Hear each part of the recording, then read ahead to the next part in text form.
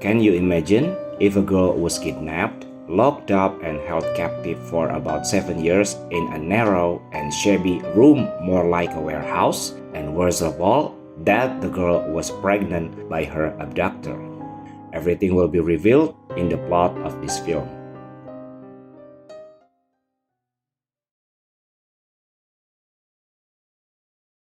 Turning, I'm headed for a land that's far away, beside the crystal fountain. The story begins with Joy Newsom, a 24-year-old woman and her 5-year-old son, Jack Newsom, who live in a rundown former warehouse in Akron, Ohio, United States. They call it a room. They share a bed, toilet, television, and kitchen in one room. The room is tightly closed. There is no window on the wall. The door is locked from the outside, and the only window is on the roof of the room. They are both prisoners of a man they call Old Nick.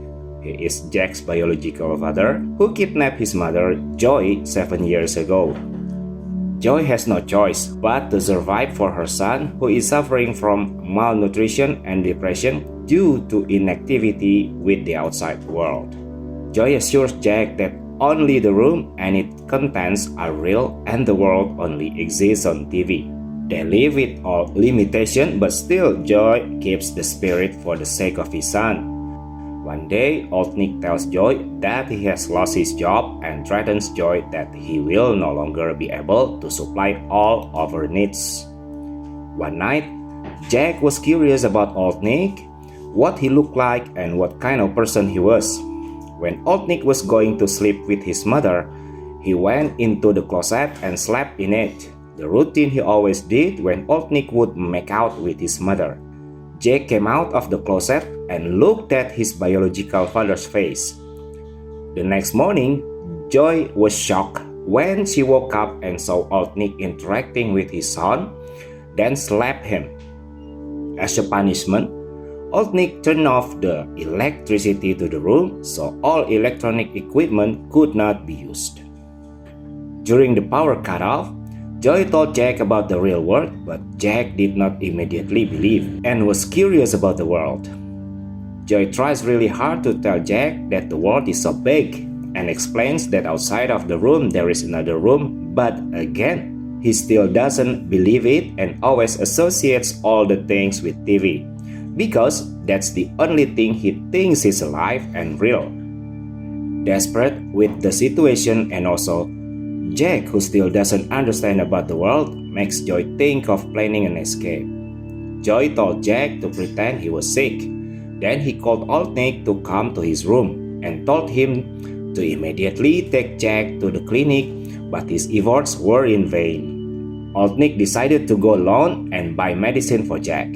But Joy did not lose her mind. She then wrapped Jack's body in a carpet while telling him that this was just an act.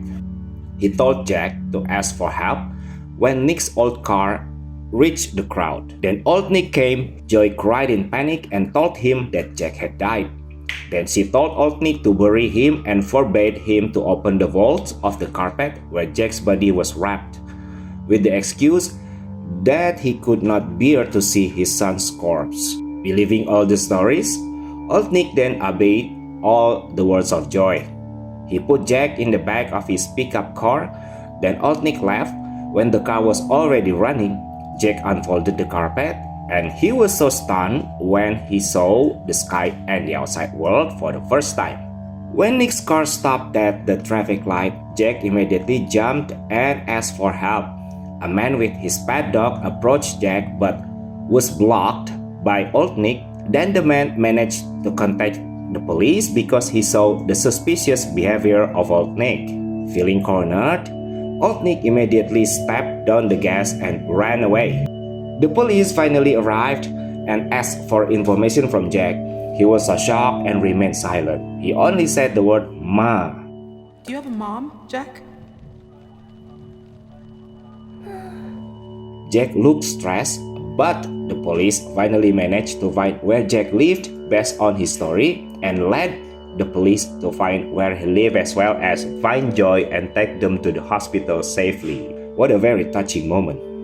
After all this time, they finally reunite with his family. Joy just realizes that her parents have divorced and her mother, Nancy Newsom, has a new lover named Leo. Joy and Jack stay at the hospital for further treatment. Then Dr. Mittal comes and explains that Jack must wear a mask when going out because he is so vulnerable of germs. After they recovered, they both return to her mother's house, but Joy's biological father, Robert Newsom, can't just accept Jack. He still looks awkward towards Jack and ignores him while his grandma accepts heavily. Meanwhile, Jack is trying to adapt to the life of the real world. Media broadcasts about Joy, who made a scene all over the States. On the other hand, Jack only wants to talk to his mother even though he feels strange and foreign to his new world and asks his mother to return to the room in his past.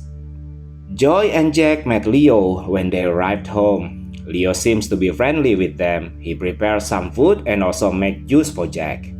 After finishing their meals, they went upstairs to the bathroom for relax. When they gathered for dinner, there was a misunderstanding between Joy and her father. She asked Robert to at least look at his grandson, but Robert still couldn't do it and made Joy offended. Severe depression due to staying so long in the room makes Joy grumpy and temperamental. The next morning, Jack wakes up early and he feels hungry. It seems that Leo is aware of it and he invites Jack to come downstairs, then join him for breakfast. They look familiar while enjoying breakfast, and Leo asks him to meet his dog next time, named Seamus. Joy's bad experience made her often fights with her mother, arguing about Jack, how he can grow up like normal children in general and interact with the outside world. The media also sniffed this case. They asked for an interview session with Joy. On the advice of Joy's family lawyer, she finally agreed to be interviewed on TV.